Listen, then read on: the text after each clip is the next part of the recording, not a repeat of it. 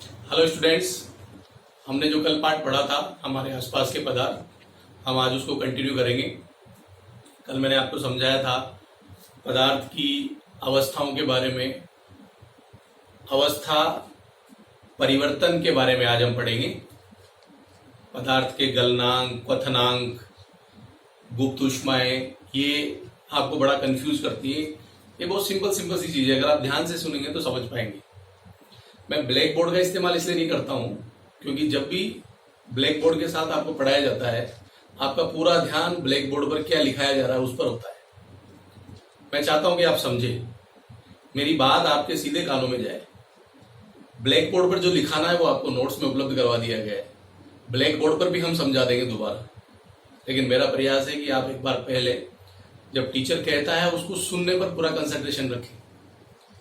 सुना हुआ अगर समझ में आता है तो पढ़ा हुआ तो अपने आप आ जाएगा। सुनते समय अपने को समझने की हैबिट डेवलप करनी, इसलिए फिलहाल मैं ब्लैक बोर्ड का इस्तेमाल नहीं कर रहा हूँ। मेरी कोशिश में आपको बहुत धीरे धीरे आराम से और बिल्कुल आपके समझ में आने वाले जैसे शब्दों का प्रयोग करते हुए आपको ये चीजें समझाऊं।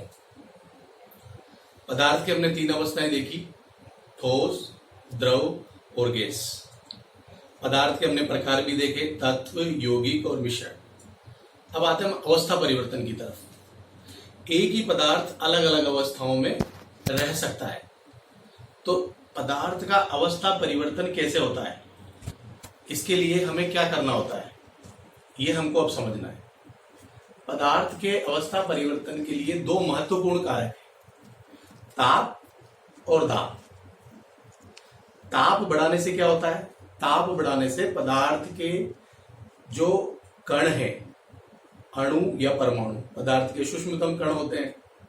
अणु और परमाणु क्या होते हैं, यह आपको अगले चैप्टर में विस्तार से बताएंगे। फिलहाल आप ये समझ लीजिए कि अणु और परमाणु पदार्थ के सूक्ष्मतम कण हैं। यौगिक का सूक्ष्मतम कण अणु होता है, तत्व का सूक्ष्मतम कण अणु भी हो सकता है और परमाणु भी हो सकता है। चलिए मैं थोड़ा सा बता देता हूं आपको, क्योंकि आप कंफ्यूज हो जाएंगे आगे। अणु क्या होता है? अणु परमाणुओं के संयोग से बनते हैं। तो यौगिक यौगिक तत्वों के संयोग से बनते हैं। 2 या 2 से अधिक तत्व मिलकर के किसी यौगिक का एक अणु बनाते हैं, तो यौगिक की सूक्ष्मतम इकाई ही अणु होगा। किसी भी यौगिक का कोई परमाणु नहीं होता है। तत्व मूल पदार्थ है, उनका सूक्ष्मतम कण परमाणु होता है। लेकिन कुछ तत्व ऐसे हैं जो केवल परमाणु अवस्था में पाए जाते हैं, जिन्हें हम उत्कृष्ट गैसों के नाम से जानते हैं, क्योंकि वो किसी दूसरे परमाणु से संयोग करते ही नहीं है। वो स्वतंत्र रूप से परमाणु के रूप में ही अस्तित्व में रहते हैं, तो उनकी जो सूक्ष्मतम कण है वो परमाणु ही है। लेकिन कुछ ऐसे तत्व हैं, ज्यादातर तत्व ऐसे ही हैं, जो परमाणु के रूप में न रह करके वो ऐसे परमाणु है जो असंतुष्ट है, तो अपने ही जैसे दूसरे परमाणु से मिलकर के वो अणु के रूप में आ जाते हैं। जैसे ऑक्सीजन है, हाइड्रोजन है, इनका सूत्र आप हमेशा देखेंगे, हाइड्रोजन का सूत्र होगा H2, ऑक्सीजन का सूत्र होगा O2, क्योंकि ऑक्सीजन का एक परमाणु अपने ही जैसे दूसरे परमाणु से संयोग करके ऑक्सीजन का एक अणु बना लेता है। इसी प्रकार से हाइड्रोजन अपने ही जैसे हाइड्रोजन से संयोग करके हाइड्रोजन का एक अणु बना लेता है। हीलियम, उसका परमाणु अपने आप में संतृप्त है, तो परमाणविक अवस्था में ही पाया जाता है। अब मेरे हिसाब से आपको मोटा मोटा ज्ञान हो गया होगा। इस चैप्टर को अपन अगले पार्ट में कंटिन्यू विस्तार से पढ़ेंगे। अभी के लिए आप ये समझ लीजिए कि कुछ तत्व होते हैं जो परमाणु की अवस्था में रहते हैं, अधिकांश तत्व होते हैं जो अणु की अवस्था में रहते हैं, और समस्त यौगिक जो है वो अणु की अवस्था में रहते हैं। अब आते हैं अपन वापस अवस्था परिवर्तन की तरफ। तो अवस्था परिवर्तन में जब हम ताप बढ़ाते हैं तो पदार्थ के जो सूक्ष्मतम कण है, चाहे वो अणु हो चाहे परमाणु, उनको गतिज ऊर्जा मिलती है और वो एक दूसरे से दूर हटना चालू हो जाते हैं। जो आकर्षण बल उनके बीच में बना हुआ था वो टूटने लगता है। तो अगर ठोस पदार्थ है, जब हम उसको गर्म करेंगे तो उसके जो कण है वो दूर दूर होंगे, एक दूसरे से ढीले हो जाएंगे और पदार्थ की द्रव अवस्था आ जाएगी।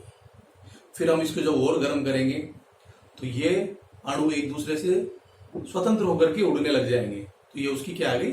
गैस अवस्था आ गई। तो ताप के परिवर्तन से पदार्थ की अवस्था परिवर्तित कर सकते हैं। इसी प्रकार से जब हम उड़ते हुए अणुओं को ठंडा करेंगे तो वापस एक दूसरे के नजदीक आएंगे, फिर और ठंडा करेंगे, उनकी द्रव अवस्था आ जाएगी, और ठंडा करेंगे, वो एक दूसरे से अच्छी तरह से बॉन्डिंग हो जाएगी उनकी, वो आकर्षण बल वापस स्थापित हो जाएगा और पदार्थ ठोस स्वरूप में आ जाएगा। अब हर पदार्थ के कणों के बीच में लगने वाला आकर्षण कितना मजबूत है, इसी आधार पर उनको हम कितना गर्म करें कि उसकी ठोस से द्रव अवस्था आ जाए और द्रव से गैस अवस्था आ जाए, ये निर्भर करता है। हम एक सिंपल सा उदाहरण लेते हैं पानी का। पानी ठोस रूप में बर्फ के रूप में रहता है, द्रव रूप में पानी ही होता है, और गैस रूप में वो भाप के रूप में रहता है। तो मान लीजिए कि हमने किसी पानी को बर्फ में रखा, पानी को हमने फ्रिज में रखा। पानी कूल होगा, ठंडा होगा, ठंडा होने के बाद में बर्फ में जम जाएगा। हम उसको और कूलिंग करते रहे, मान लीजिए कि -20 डिग्री सेंटीग्रेड तक हमने उसको ठंडा किया। अब हमारे पास -20 डिग्री सेंटीग्रेड वाला एक बर्फ का टुकड़ा है। इसके अवस्था परिवर्तन को हम समझते हैं। हमने इसको गर्म करना चालू किया, एक भगोनी में लेकर के हम इसको गर्म कर रहे हैं। तो जैसे हम इसको गर्म करेंगे, मान लीजिए थर्मामीटर आपने लगा दिया, आप देखेंगे कि उस पर थर्मामीटर पर टेम्परेचर बढ़ने लगता है। -20 से -18, -15, -10 ये टेम्परेचर बढ़ रहा है, क्योंकि ऋणात्मक मान घट रहा है तो टेम्परेचर बढ़ रहा है। बढ़ते बढ़ते वो 0 डिग्री सेंटीग्रेड पर आ जाएगा। जैसे ही वो 0 डिग्री सेंटीग्रेड पर आएगा, अब तक वो बर्फ ही है, वो पानी में नहीं बदला है। वो ठंडा बर्फ था, थोड़ा कम ठंडा बर्फ हो गया। 0 डिग्री सेंटीग्रेड पर आते ही आप देखेंगे कि थर्मामीटर का तापमान बढ़ना रुक गया है और जो बर्फ था वो पानी में बदलना चालू हो गया है। अब ये थर्मामीटर का टेम्परेचर 0 डिग्री सेंटीग्रेड पर तब तक बना रहेगा जब तक कि पूरा बर्फ पानी में नहीं बदल जाता है। ये एक स्थिर बिंदु है, इसे कहते हैं बर्फ का गलनांक। 0 डिग्री सेंटीग्रेड, जहां बर्फ ऊष्मा देने पर गलने लगता है, और गल करके जब तक पूरा पानी में नहीं बदल जाता तब तक उसका टेम्परेचर नहीं बढ़ता। तो हम जो ऊष्मा दे रहे हैं वो कहां जा रही है? वो ऊष्मा जा रही है उस बर्फ के अंदर जो पानी के अणु हैं उनको गति देने, गतिज ऊर्जा के रूप में उसके अंदर संचित हो रही है। यानी कि जो ऊष्मा हमने दी वो उसमें गुप्त रूप से संचित हो गई। इसी को हम गलन की गुप्त ऊष्मा कहते हैं। जब पूरा बर्फ पानी में बदल जाएगा तो वो पानी का टेम्परेचर भी 0 डिग्री सेंटीग्रेड होगा, और जिस बर्फ को हम गला रहे थे वो भी 0 डिग्री सेंटीग्रेड पर था। लेकिन दोनों में बहुत बड़ा अंतर है। ये जो 0 डिग्री सेंटीग्रेड वाला पानी है, इसमें गलन की गुप्त ऊष्मा संचित है, और जो 0 डिग्री सेंटीग्रेड वाला बर्फ था उसमें कोई अतिरिक्त ऊष्मा नहीं थी। इस वजह से 0 डिग्री सेंटीग्रेड वाला पानी 0 डिग्री सेंटीग्रेड वाले बर्फ की तुलना में कम ठंडा होगा। समझ में आ रही बात? 0 डिग्री सेंटीग्रेड वाला बर्फ 0 डिग्री सेंटीग्रेड वाले पानी की तुलना में अधिक ठंडा होगा, क्योंकि इस पानी में क्या है? गलन की गुप्त ऊष्मा संचित। गुप्त ऊष्मा की एक प्रॉपर डेफिनेशन है। किसी भी चीज को समझने के लिए, समझ में तो हमारे आ गया कि गुप्त ऊष्मा है, लेकिन उसका एक मान होता है। तो वायुमंडलीय दाब पर 1 किलोग्राम ठोस को पूर्ण रूप से द्रव में बदलने के लिए, ध्यान दीजिए, 1 किलोग्राम ठोस को वायुमंडलीय दाब पर, दाब भी बहुत महत्वपूर्ण फैक्टर होता है अवस्था परिवर्तन में, इसलिए हमने दाब निश्चित कर दिया। वायुमंडलीय दाब पर 1 किलोग्राम ठोस को पूर्ण रूप से द्रव में बदलने के लिए जितनी ऊष्मा दी जाती है वह उस ठोस की गलन की गुप्त ऊष्मा कहलाती है। समझ में आ गया? यहां हमारे पास ठोस क्या है? बर्फ। बर्फ पानी का ही ठोस रूप है। तो बर्फ की गलन की गुप्त ऊष्मा कितनी होगी? 1 किलोग्राम बर्फ को वायुमंडलीय दाब पर जब हम ऊष्मा दे रहे हैं तो हमने कितनी हीट उसको दी? 1 किलोग्राम बर्फ को पानी में बदलने की वही मात्रा बर्फ के गलन की गुप्त ऊष्मा कहलाई। क्लियर है? अब मान लीजिए हमारे पास 0 डिग्री सेंटीग्रेड वाला पानी आ गया। अब इसको हम और गर्म करते हैं। उसको गर्म करते जाते हैं, पानी गर्म होना चालू हो जाएगा। 0 डिग्री सेंटीग्रेड तो बहुत ठंडा पानी था, अब वो गर्म होना चालू होगा। गर्म होते होते होते 50 डिग्री सेंटीग्रेड तक वो इतना गर्म हो जाएगी कि हम अगर हाथ डालेंगे तो थोड़ी देर में उनको बाहर निकालना पड़ेगा। फिर हम उसको और गर्म कर रहे हैं, लगातार ऊष्मा उसको दे रहे हैं। थर्मामीटर में हम देख रहे हैं 0 डिग्री सेंटीग्रेड पर जब तक बर्फ पानी में नहीं बदल गया, टेम्परेचर स्थिर था। जैसे ही पूरा पानी बन गया और हम और गर्म कर रहे हैं तो टेम्परेचर बढ़ना चालू हो जाएगा। ये टेम्परेचर तब तक बढ़ता रहेगा जब तक कि हम 100 डिग्री सेंटीग्रेड पर नहीं पहुंच जाएंगे। 100 डिग्री सेंटीग्रेड तक पहुंचते पहुंचते पानी में से हम देखेंगे बुलबुले उठने लगते, थोड़ी थोड़ी भाप बनने लगती। अब यहां फिर हम देखेंगे कि टेम्परेचर स्थिर हो गया थर्मामीटर का, क्योंकि हो क्या रहा है, अब पानी के जो अणु हैं वो एक दूसरे से स्वतंत्र होकर के हवा में उड़ने लग गए, यानी कि पानी की गैसीय अवस्था प्रारंभ होना चालू हो चुकी। पानी की गैसीय अवस्था जिसे हम भाप के नाम से जानते हैं या वाष्प के नाम से जानते हैं, टेम्परेचर स्थिर हो जाता है और पानी लगातार भाप बनना चालू हो जाता है। जब तक वो पूरा पानी भाप नहीं बन जाता, हमारे थर्मामीटर का टेम्परेचर 100 डिग्री सेंटीग्रेड पर अटका रहता है। पूरा भाप बन करके उड़ गया तो 100 डिग्री सेंटीग्रेड जो है वो एक स्थिर बिंदु है जिस पर पानी वाष्प में बदलता है। ये जो स्थिर तापमान बिंदु है इसे कहा जाता है पानी का क्वथनांक। गलनांक जहां ठोस द्रव में बदलता है वह ताप बिंदु, क्वथनांक जहां द्रव गैस में बदलता है वह ताप बिंदु। तो गलनांक और क्वथनांक में क्या अंतर है? गलनांक किसी ठोस को द्रव में बदलते समय जो स्थिर बिंदु, जिस ताप बिंदु पर यह परिवर्तन होता है उसे गलनांक कहते हैं, और द्रव अवस्था से गैस अवस्था में कोई पदार्थ जिस स्थिर ताप बिंदु पर बदलता है उसे क्वथनांक कहते हैं। तो गलनांक और क्वथनांक आपके समझ में आ गए। ठोस से द्रव अवस्था कैसे आई और द्रव से गैस अवस्था कैसे आई? लगातार ताप में परिवर्तन के द्वारा। अब गैस अवस्था से हम वापस चलते हैं। पानी की जो गैस है जिसे हम भाप कहते हैं उसको केवल ठंडा कर देना पर्याप्त, ठंडा करते ही वो वापस पानी में बदल जाती है। यह परिवर्तन भी उसी ताप बिंदु पर होगा जिस ताप बिंदु पर पानी भाप में बदला था, यानी कि 100 डिग्री सेंटीग्रेड। उसे हमने क्या कहा था? क्वथनांक। जब हम भाप को पानी में बदल रहे हैं उसी ताप बिंदु को हम कहेंगे संगलन बिंदु, संघनन बिंदु। संघनन क्या होता है? किसी भी गैस का द्रव में बदलना, यह प्रक्रिया संघनन कहलाती है। ठोस का द्रव में बदलना गलन, पिघलना, हमने शब्द इस्तेमाल किया था। द्रव का गैस में बदलना वाष्पीकरण या वाष्पन, गैस का द्रव में बदलना संघनन, और द्रव का ठोस में बदलना पिंडन या हिमीकरण कहलाता है। ये प्रक्रियाओं के नाम है। शब्दों पर गौर कीजिए। प्रक्रिया यानी कि जो क्रिया हो रही है उसका नाम है गलन, वाष्पन, संघनन और पिंडन। ये प्रक्रियाओं के नाम है। गलनांक एक ताप बिंदु का नाम है, एक स्थिर ताप बिंदु। क्वथनांक एक स्थिर ताप बिंदु का नाम है। तो क्वथनांक और संघनन बिंदु दोनों पानी के लिए 100 डिग्री सेंटीग्रेड है, लेकिन दोनों में अंतर है। क्वथनांक हम किसे करते हैं? जब पानी को गर्म करते हैं और वो भाप में बदलता है, उस प्रक्रिया के दौरान जो तापमान स्थिर होता है उसे हम क्वथनांक करते हैं। और जब भाप को ठंडा करके पानी में बदलते हैं उस दौरान जो तापमान स्थिर होता है उसे संघनन बिंदु कहते हैं। दोनों का मान सेम ही है। अंतर क्या है? अंतर यह है कि जब हम पानी को भाप में बदलते हैं तो उस दौरान हम उसे हीट देते हैं, वो हीट उसमें संचित होती है।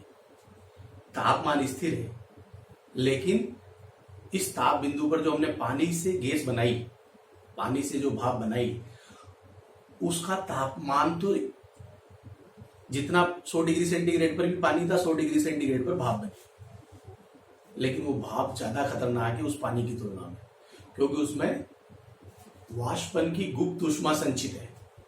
हमने लगातार ताप दिया, लगातार ऊष्मा दी, टेम्परेचर नहीं बढ़ा, लेकिन उसमें ऊष्मा गई है, तो वो क्या है, वाष्पन की गुप्त ऊष्मा उसमें संचित है। इसीलिए 100 डिग्री सेंटीग्रेड के पानी से अगर हमारा हाथ जलता है, उसकी तुलना में 100 डिग्री सेंटीग्रेड अगर वाली भाप से हमारा हाथ जलेगा तो हमें ज्यादा जलन होगी। आपने देखा होगा कई बार रोटी, फूली हुई रोटी को आप जैसे ही अंगुली से ऐसे दबा करके उसकी गैस बाहर निकालते हैं तो आपका हाथ एकदम से जल जाता है। वो जलन बहुत तेज होती है, क्योंकि उसको क्या है, भाप, उसके अंदर वाष्पन की गुप्त ऊष्मा संचित है। तो 100 डिग्री सेंटीग्रेड के पानी की तुलना में 100 डिग्री सेंटीग्रेड की भाप ज्यादा नुकसानदायी होगी। क्लियर है? अब भाप को, पानी की जो भाप है उसको केवल ठंडा करके हम द्रव में बदल सकते हैं, लेकिन कई गैसें ऐसी है जिनको हम केवल ताप कम करके द्रव में नहीं बदल सकते। उनको द्रव में बदलने के लिए हमें दाब भी बढ़ाना पड़ता है। जैसे हमारी जो रसोई गैस है, एलपीजी, लिक्विफाइड पेट्रोलियम गैस, वाहनों में इस्तेमाल होने वाली सीएनजी, कंप्रेस्ड नेचुरल गैस, इनको जब सिलेंडर्स में भरा जाता है लिक्विफाइड करने के लिए, तो इनको ताप कम करने के साथ साथ दाब का भी बढ़ाना जरूरी होता है। दाब बढ़ा करके पदार्थ की अवस्था बदली जा सकती है। खास तौर से गैसों को बिना दाब बढ़ाए द्रव में बदलना केवल ताप कम करके संभव नहीं हो पाता कई गैसों का, लेकिन पानी की भाप को हम केवल ताप कम करके भी वापस द्रव अवस्था में बदल सकते हैं। आपने देखा होगा गैस उड़ रही है, उसके ऊपर हम कोई प्लेट लगा दें तो उस पर पानी की बूंदें संघनित हो जाती है, यानी कि गैस अवस्था जैसे ठंडी सतह मिली द्रव में बदल गई।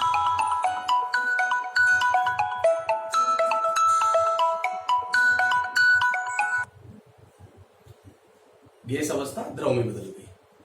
इसी प्रकार से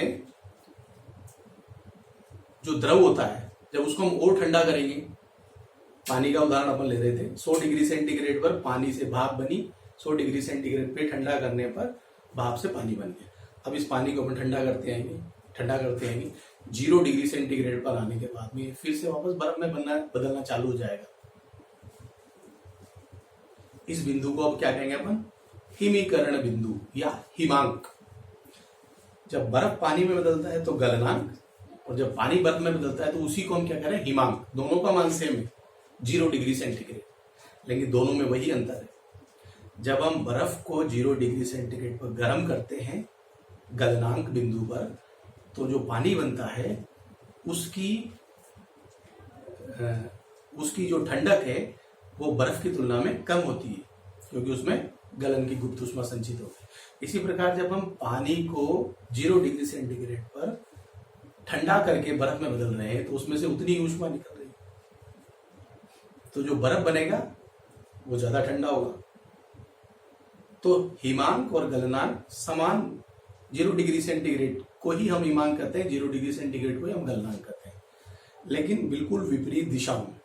जब बर्फ पानी में बदलता है तो उसको गलनांक कहते हैं, जब पानी को हम बर्फ में बदल रहे हैं तो उसको हिमांक कह रहे हैं। अब मेरे हिसाब से आपको ये सारी चीजें समझ में आ गई हो। इसका डायग्राम भी मैंने आपको नोट्स में भेजा है। तीनों प्रक्रियाएं, एक तरफ ठोस, द्रव, गैस। ताप बढ़ाने पर ठोस से द्रव, ताप बढ़ाने पर द्रव से गैस, ताप कम करने पर गैस से द्रव, ताप और कम करने पर द्रव से गैस। जिस ताप बिंदु पर ये परिवर्तन होते हैं, जिस ताप बिंदु पर ये परिवर्तन होते हैं, दोबारा समझा रहा हूं आपको, थोड़ा सा कंफ्यूजन हो गया। ठोस, द्रव, गैस। ताप बढ़ाने पर ठोस से द्रव, द्रव से गैस। ताप कम करने पर गैस से द्रव और द्रव से ठोस। जिस ताप बिंदु पर ठोस द्रव में बदल रहा है वो ताप बिंदु गलनांक। जिस ताप बिंदु पर द्रव गैस में बदल रहा है वो ताप बिंदु क्वथनांक। जिस ताप बिंदु पर गैस द्रव में बदल रही है वो संघनन बिंदु। जिस ताप बिंदु पर द्रव ठोस में बदल रहा है वो हिमांक।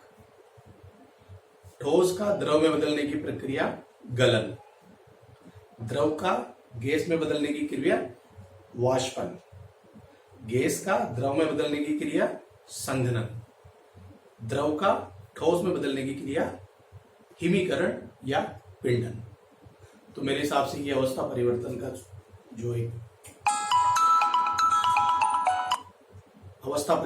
जो एक पूरा खाका है वो आपके समझ में आ गया होगा।